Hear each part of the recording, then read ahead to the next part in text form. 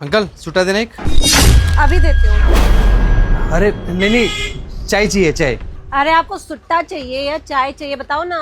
चाय ही चाहिए, आप चाय दे दीजिए। ठीक है आप बैठो, मैं भी देती हूँ। एक मिनट सुनिए, ये दुकान तो हांडा अंकल की है ना, तो आप यहाँ क्या कर रही हो? वो मेरे पापा हैं। अच्छा, तो आप उनकी बेटी हो, तो आप यहाँ पे आके क्यों बैठ गई? यहाँ पे पता नहीं कैसे कैसे लोग आते हैं, कोई सिगरेट मांगता है, गुटखा मांगता है, कोई कोई तो दारू पी के आ जाता है यहाँ पे। ऐसे में यहाँ पे आपका दुकान पे बैठना ठीक थोड़ी है। अंकल को तो ये सब पता है, पता नहीं अंकल ने बेवकूफ़ी क्यों की है, उनको होना चाहिए यहाँ पे, तुम्हें क्यों भेज दिया? वो पापा नहीं आ सकते तो मुझे तो आना ही पड़ेगा ना, और इसी दुकान से हमारा घर चलता है, तो किसी ना किसी को तो दुकान पे आके काम करना पड़ेगा। क्यों नहीं आ सकते अंकल, क्या हुआ उनको? वो पापा का ना 2 दिन पहले ही एक्सीडेंट हुआ है। डॉक्टर ने बोले 3-4 महीने कंप्लीट रेस्ट देना है। चल फिर तो सकते नहीं है, तो किसी ना किसी को तो दुकान संभालनी पड़ेगी ना। कैसे हो गया एक्सीडेंट उनका? वो 2 दिन पहले पापा दुकान बढ़ा के घर जा रहे थे रात को, किसी बाइक वाले ने उनकी साइकिल में टक्कर मार दी और उनका पैर ही फ्रैक्चर हो गया। अब चल फिर भी नहीं पा रहे। ये तो बहुत गलत हुआ। बताओ कैसे कैसे लोग हैं। अरे छोड़िए ना, जो हुआ सो हुआ। अब वो दुकान नहीं संभाल सकते तो मुझे तो संभालनी पड़ेगी ना। आप बैठिए, मैं आपको चाय देती हूँ। जी।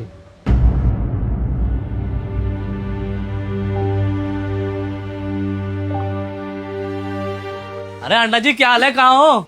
वो तो नहीं है, आप बताइए आपको क्या चाहिए। ये कौन है? अरे भाई, आंटा अंकल नहीं है यहाँ पे, उनकी बेटी है। अच्छा, एक चाय मेरी भी। बनाती हूँ, आप बैठो। धीरज भाई क्या चल रहा है ये सब? अंडा अंकल ने अपनी दुकान पे अपनी बेटी को बिठा दिया। ऐसे थोड़ी होता है यार। उन्हें पता नहीं क्या यहाँ पे कैसे कैसे लोग आते हैं यार। सुट्टे की दुकान है, लोग पीने के बाद ही सुट्टा पीने आ जाते हैं। अकेली लड़की यहाँ पे दिखेगी तो लोग बदतमीजी नहीं करेंगे? पता नहीं अंकल ने भी क्या बेवकूफ़ी की है। भाई मजबूरी चीज़ ही ऐसी है। आंटा अंकल को अच्छा थोड़ी लगता होगा कि उनकी बेटी यहाँ पे दुकान संभाल रही है। मजबूरी? कैसी मजबूरी? आंटा अंकल का एक्सीडेंट हो गया 2-3 दिन पहले, और डॉक्टर ने उनको बेड रेस्ट बताया। कोई तो चाहिए दुकान संभालने के लिए। उनका बेटा तो है नहीं कोई, उनकी बेटी है तो वो संभाल रही है दुकान। पर फिर भी उनकी बेटी को यहाँ पे नहीं आना चाहिए। हमें पता है यहाँ का माहौल कितना बेकार है। वैसे ही छिछोरे घूमते रहते हैं। कोई बदतमीजी करेगा तो ऐसे अच्छा थोड़ी लगेगा। और वैसे भी लोगों को मौका चाहिए किसी को छेड़ने का। ये चीज़ ठीक नहीं है भाई। भाई देख के तो मुझे भी अजीब लग रहा है, पर मुझे समझ में नहीं आ रहा कि मैं इनकी मदद कैसे करूं। एक टाइम था जब मेरा बहुत बुरा वक्त चल रहा था, आंटा अंकल ने ना मेरी मदद की थी। अरे धीरज बेटा, क्या बात है, तूने चाय का ऑर्डर नहीं दिया अभी तक?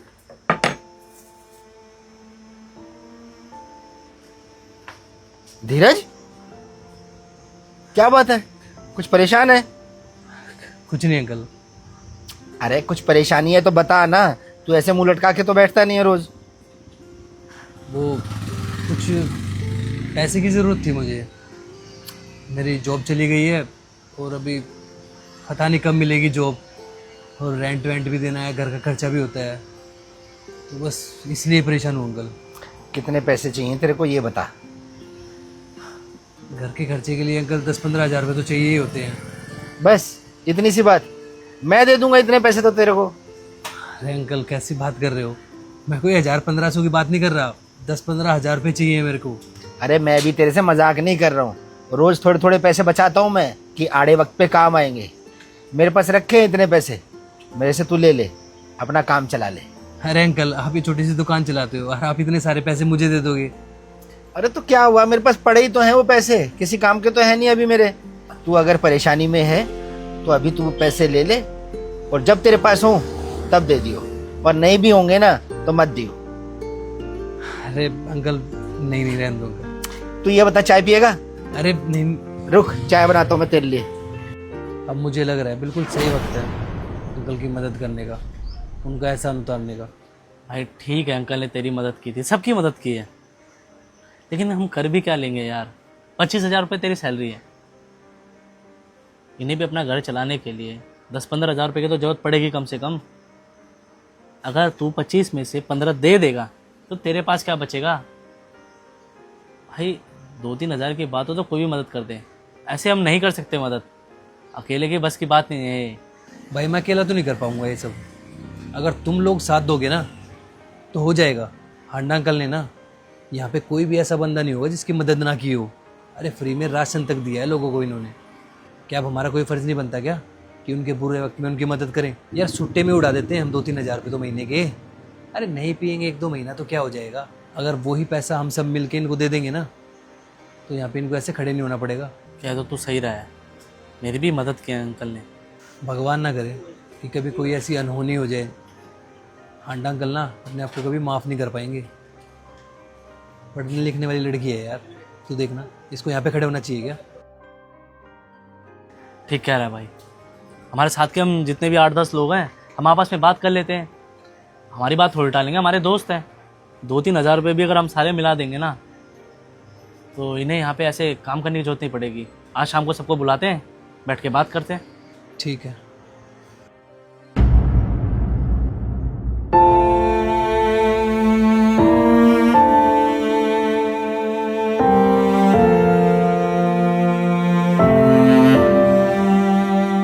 पैसे? अब से आपको दुकान पे जाने की ज़रूरत नहीं है। हर महीने की 1 तारीख को आपके पास खर्चे के पैसे पहुंच जाया करेंगे।